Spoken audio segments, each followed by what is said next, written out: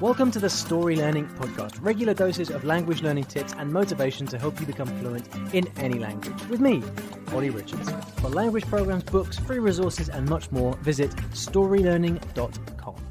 Hello and welcome back to the show. Thanks for listening. This is the show that you need to be listening to every week, twice a week, if you are learning a foreign language and you'd like to be able to do it quicker. Now, you often hear me talk about the importance of finding native speakers to start practicing your target language with as quickly as possible. But what happens once you've found them? Should you have one teacher or two? Maybe you should have one teacher and a bunch of other people to just practice conversation with. This is the topic of today's question, which comes from Terry. Hi there, Ollie. It's Terry here from Northern Ireland. Again, I've previously asked a question on your podcast before, and I hope it's okay to ask another one again today. Specifically, it's about the sponsors of your show, italki.com. So I've taken your advice and I have signed up and scheduled some lessons with a teacher in order to be able to practice speaking Chinese. And those lessons have been going really well. But I wanted to ask you if you think it's better to schedule several lessons per week with one teacher only, or is it better to schedule several lessons per week with more than one teacher in order to be able to mix things up a bit? So to get exposure to male-female accents, different regional accents, different teaching styles, or to use different teachers in order to be able to concentrate on specific aspects of the language. I'd love to hear your thoughts about that. Okay, Terry, thanks so much for your question. And I'm really glad that you did come back again to ask another question because it's a really, really good one. And I can really see where you're coming from with this. And I think let's start by thinking about where the question's coming from. And I think what you're getting at with this question is you've got a desire to really learn as much as possible and be the best that you can. You want to kind of cover all the bases. Why learn to understand? Why get good at understanding one accent when you could understand everything? Why just learn from one teacher when you could learn with three or four? So I understand that, and I really appreciate your enthusiasm for that and your dedication to learning as much as you can. But here's the thing: with the more people that I kind of work with, and the more people I hear difficulties and struggles from, the more I come to realize that the more elements you introduce into the language learning process, in general, the less effective it becomes. And the more that you can focus on just one thing, one effective, powerful thing, the more that you can actually end up making more overall progress. So to give you an example of this, I want to tell you about a friend of mine who I haven't seen her for many years, but I stayed with her for a while when I first went to Paris back in the year 2000.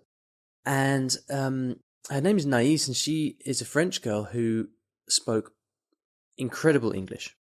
She had a very strong American accent, almost flawless accent, and her English itself was fantastic. So I remember asking her, Naïs, how did you learn to speak English so well?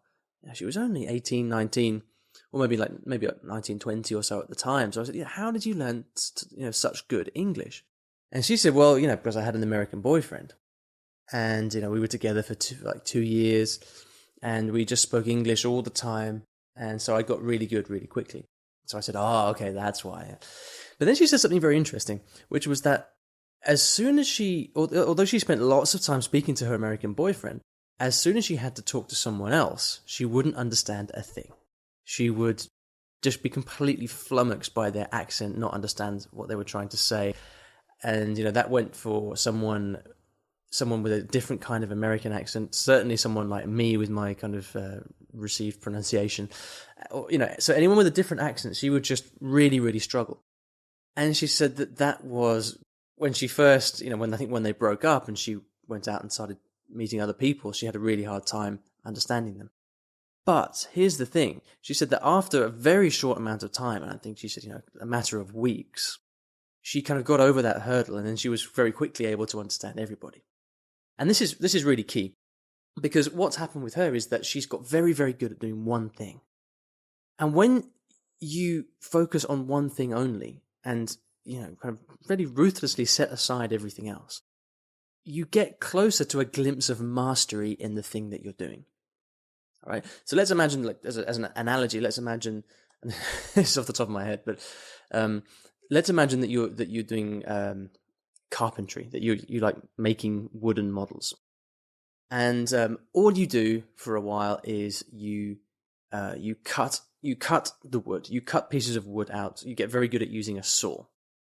You don't do any of the kind of sanding or the finishing or the nailing. I don't know what I'm talking about, but just as an example, you're just doing that one thing, and you get really, really good at that, and you ignore everything else. Well, what that means is that you develop this very, very fine-tuned ability to notice how a piece of wood is cut, because that's all you've been doing. And then, so what happens as a result is your standards are raised, your awareness overall is raised, so that when you come to do the other things that you have to do in order to make the thing that you're making, your standards are high and you know where you have to aim for. And so exactly the same thing applies with language learning. When, in your case, Terry, at the moment, I guess that you're spending your time speaking with one person, and you're thinking, well, maybe this isn't making me, well-rounded enough. Maybe I'm not getting enough diversity in my learning. But I think it's precisely your focus with this one teacher, the time that you're spending talking with her over and over again, that is actually giving you what I like to call memories of success. Okay, so it's going to be developing your confidence. You're going to get very good at speaking with that one person. And I wouldn't worry about the fact that you might not be able to speak with someone from a different region with a different accent. I think it's totally irrelevant at this point, because I think what you need to do is to get as good as you possibly can at that one thing, talking with that one person. And because of your overall raised consciousness and raised awareness of the language that you're learning, if the day that you need to switch and start speaking with someone from a different background, you're going to find it really easy. It's not going to be an issue. So I think doing that and focusing on that one thing is a much more effective and stronger approach than trying to kind of satisfy this intellectual desire to be perfect and to do everything that you could possibly do. Does that make sense? Now, circumstances might alter this a little bit. So, for example, me with my Arabic at the moment, I've got 3 teachers.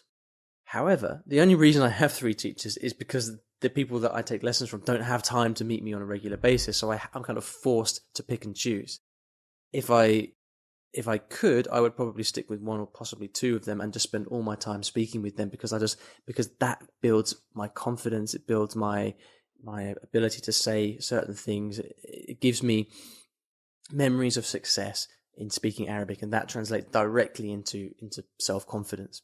So, I'd say for you, Terry, stick with the one teacher that you've got. I get the impression that you like them, and providing you do like them and you get on with them and you feel that you're learning, then just stick with them and do as much as you can. Go for it 100% and just enjoy that feeling of progress and success that comes from them. Now, you might not want to do this forever, and I'd say that stick with that for a while, and then in a couple of months you might want to reevaluate and then maybe switch.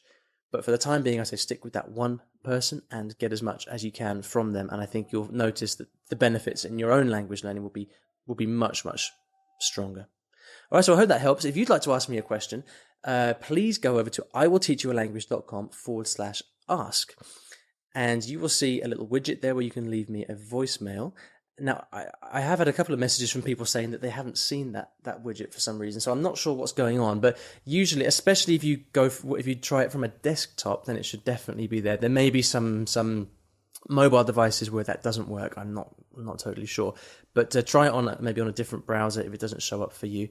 And then you should be able to leave me a message. If you enjoy the podcast, if you've been listening to this for a while and you'd like to show your support, I'd be really grateful for an iTunes review. They really help. You can head over to iwillteachyoualanguage.com/review, and you can leave me a star rating and a review over there. It only takes you a second, but it really does mean the world to me, and it helps give me the motivation to carry on.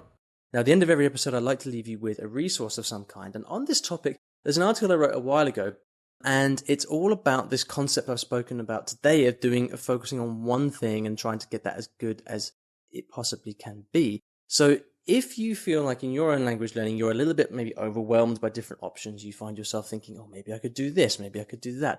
This article might really help you focus down on what you're trying to achieve. So I'll put the link for that in the show notes, which you can find at iwillteachyoualanguage.com/episode 44.